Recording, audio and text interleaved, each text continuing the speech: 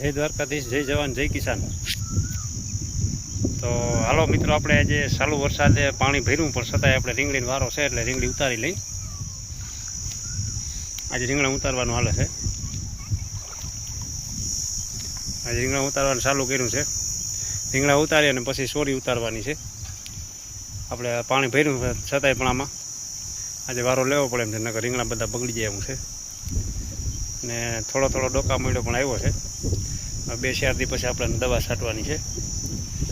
અને આને તમે મિત્રો જોઈ શકો છો માલ કેવો લાગ્યો છે. રીંગણીમાં પાવરફુલ રીંગણા ચાલુ થઈ ગયા છે. આજે લગભગ 10-12 માણસ છે આપણે ઉતારવામાં, ગોઠવવામાં. આગળ વિડીયો જે બનાવ્યું આપણે લાંબો લોંગ વિડીયો કરવાનો છે. જોઈએ આપણે કેટલા રીંગણા ઉતરે ને કેટલો ભાવ આવે શું થાય આપણે આગળ વિડીયોમાં દેખાડતા રહેવું. અને મિત્રો આપણી ચેનલને સબસ્ક્રાઈબ કરવાનું તો ભૂલતા જ નહીં. આપણે આવા નવા વિડીયો આપણે આવતા રહે અને રીંગણીની માહિતી મળતી રહે.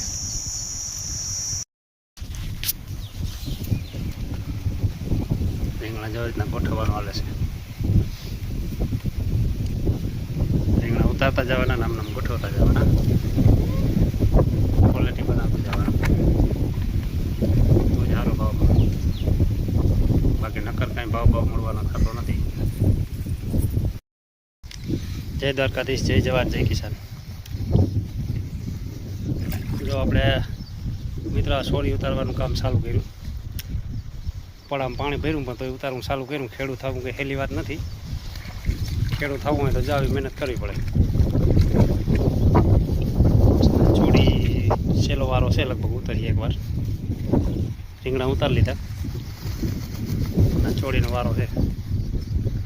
આ પાણીમાં ખૂસતા જાય ગોઠણ.